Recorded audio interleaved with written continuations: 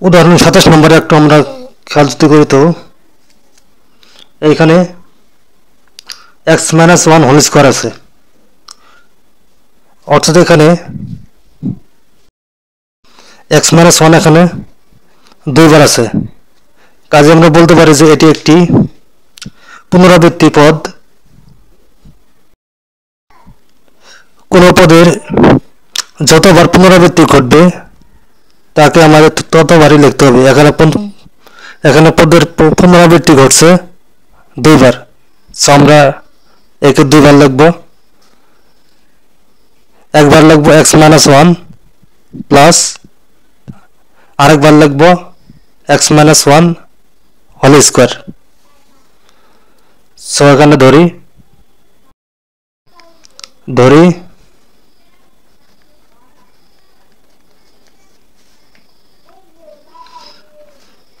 x by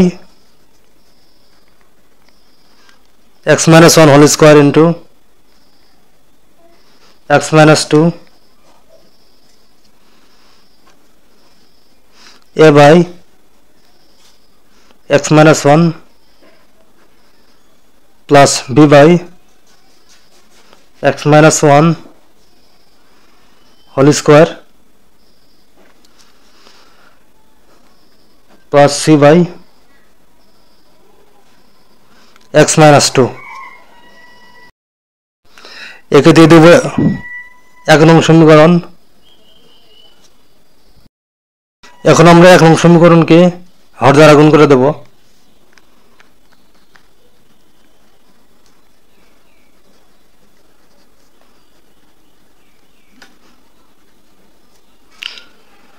x - 1 whole square into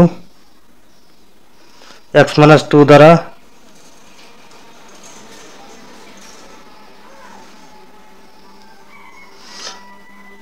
গুণ করে পাই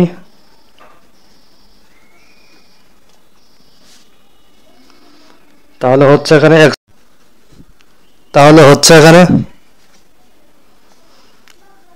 a into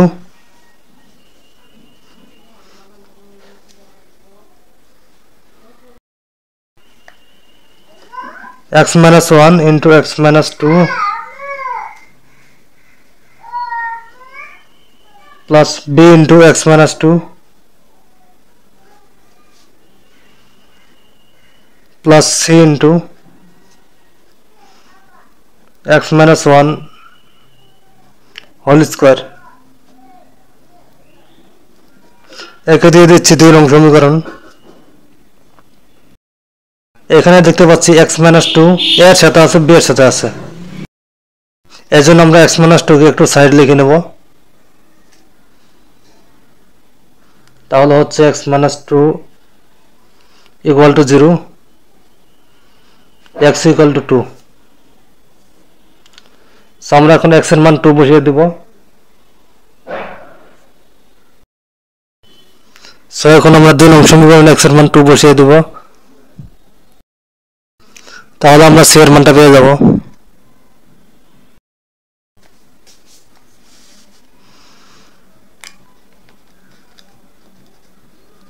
দুই নং সমীকরণে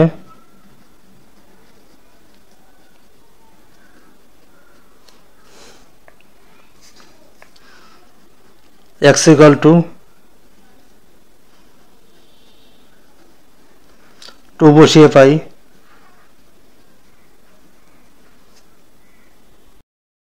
হচ্ছে এখানে 2 equal to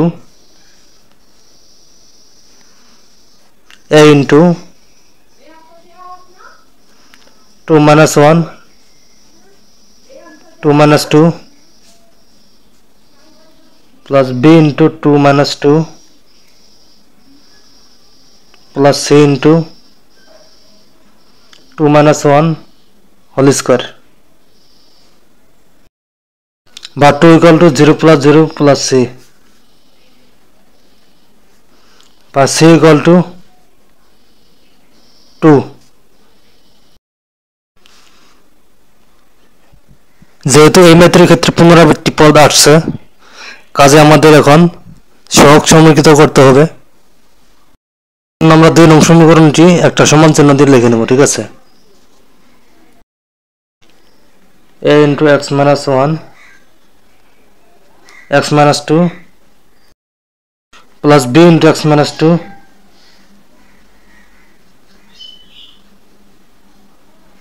plus c into x minus 1 whole square। সহগ সমীকৃত করতে হলে আমাদের গুণ করতে হবে, ঠিক আছে? এইগুলা এইগুলা এইগুলা সবকিছু গুণ করতে হবে। তাহলে হচ্ছে এখানে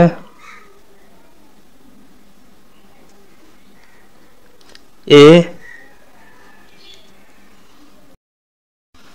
এখন আমরা এইগুলো এবং এইগুলো গুণ করে নিয়েছি এবং এখানে a মাইনাস b স্কয়ার সূত্র অ্যাপ্লাই করে দিয়েছি।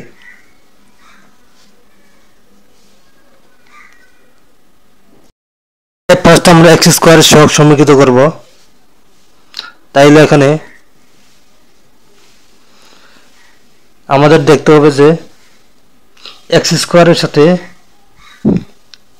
কোন কোন সহগ আছে। এখানে আছে a, ঠিক আছে, a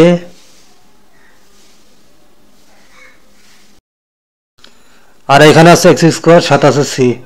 তাহলে হচ্ছে আমাদের a প্লাস c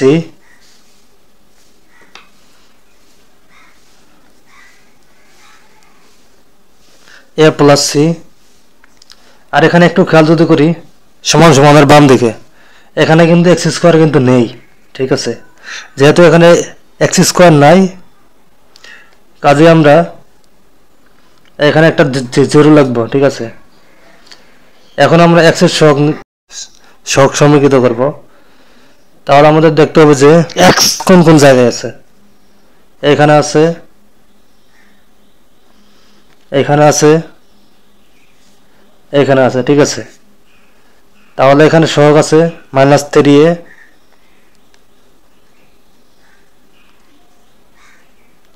আর এখানে আছে প্লাস b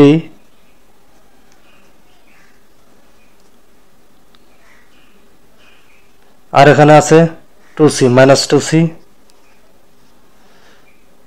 বাট এখানে কিন্তু x কিন্তু আছে, ঠিক আছে? বাম পক্ষে x কিন্তু আছে, সো এখানে লিখতে হবে 1। এখানে সহগ যেহেতু 1 কাজে এখানে হবে 1।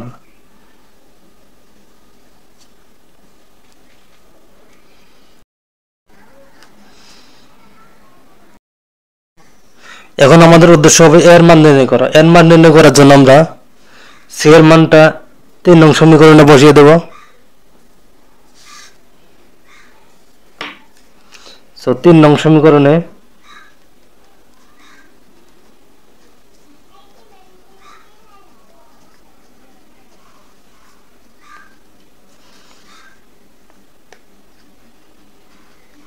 c এর মান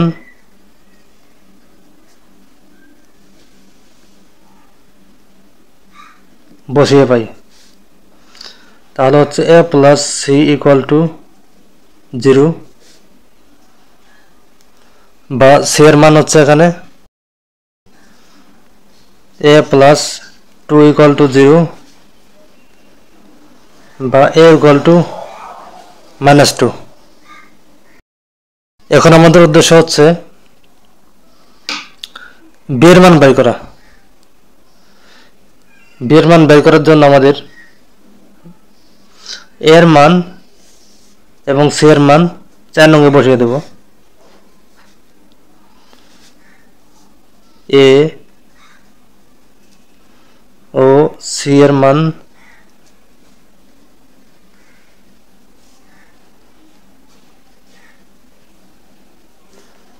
4 নং এ বসাই। এখন আমরা নেক্সট পেজে চলে যাই। a ও c এর মান 4 নং এ বসাইলে b মান a ও c এর মান 4 নং এ বসাইলে b এর মান আসছে -1, ঠিক আছে? সো এখন আমরা a b ও c এর মান 1 নং সমীকরণে বসিয়ে দেব। a b c এর মান 1 নং এ বসাইলে এটা আছে, ঠিক আছে?